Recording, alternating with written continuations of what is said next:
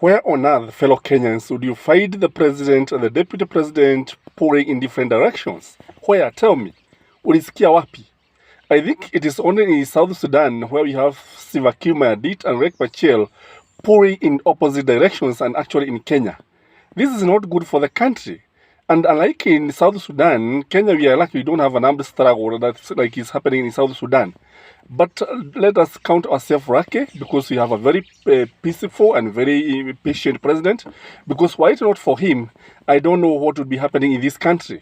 Would you imagine a situation like America where the vice president and Joe Biden are pouring in different directions? Would you imagine a situation in Uganda where Museveni and his deputy are pouring in different directions? I think we are very, very lucky. We have a president who is very caring, who is very patient with his deputy. Because were it not for him, I am saying that things will not be good. All said and done, it is important to look at the reasons why the deputy president is not resigning or why he has not resigned. One reason why he has not resigned is that he wants to bring confusion in government and keep everybody guessing. He wants to keep the country in suspense. He wants everybody to know actually he's the deputy president. And actually when he stays in power, when he stays in the office, is because he knows that with the confusion, the president and his administration are not going to deliver as per the promises to the people of Kenya. So Ruto does not want actually the country to develop. He doesn't want to see the president progressing. He doesn't want Ruto to have he doesn't want the president to have the good legacy that he's looking for. The other reason that we are going to dissect why the deputy president is not resigning is that he wants to continue enjoying the trapping of powers, the benefits that comes the trapping of powers, the benefits that goes with the office of the deputy president. There are so many benefits. Sitting allowance in terms of millions, travel allowance in terms of millions, security, and so many things and so forth. Because as a deputy president, you know, when he resigns, all these privileges will be withdrawn because they come with the office. The other reason why Ruto has not resigned or is not going to resign soon is because he is looking for sympathy from voters. He wants people to see him that he is under siege, he's the deputy president under siege. And when people sympathize with him because he's looking for the presidency, he is now going to get the favorable response from people because they are going to vote for him. It is called sympathy seeking.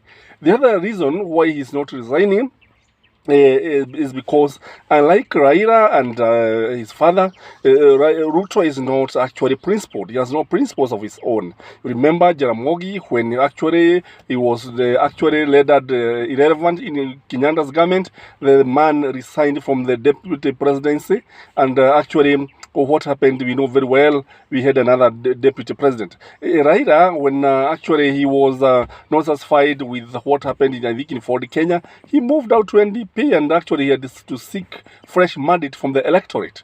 This is what should happen. In principled and developed democracies, this is what should have happened. Ruto should have resigned a long time ago. Why in Britain? Why in America? He could have resigned it because if you are not satisfied with Uhuru's administration, why are you working with him? You are his deputy. Why are you not royal? Because this person should have resigned long time ago.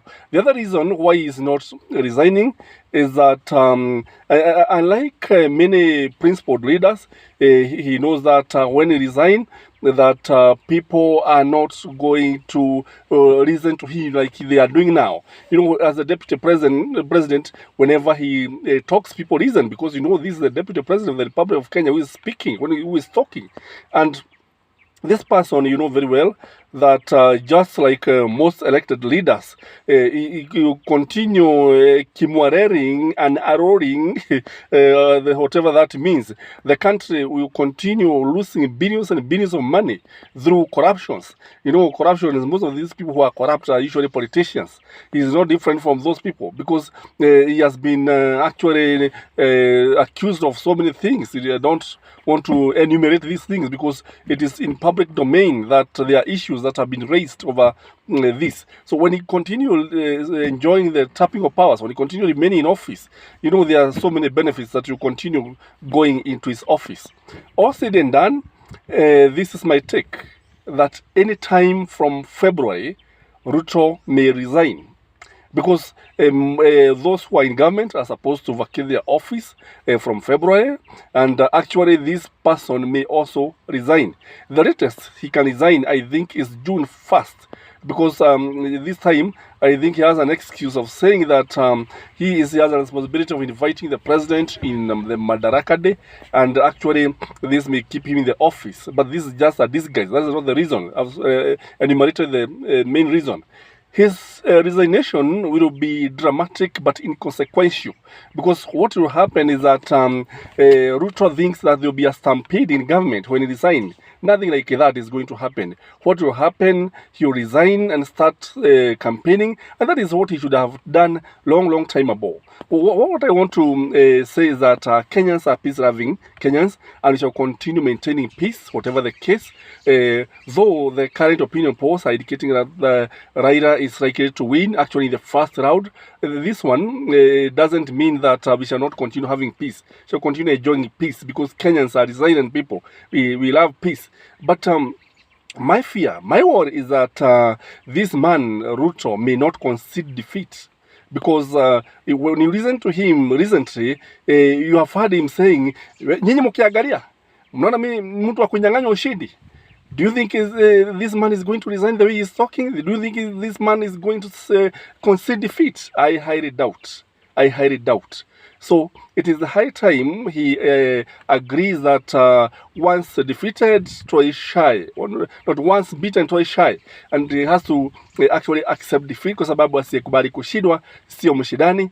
And I think Ruto's days in State House may not be in the foreseeable future. In fact, this man may never be the president of this country. Looking at the current trends, he may never be the president of this country.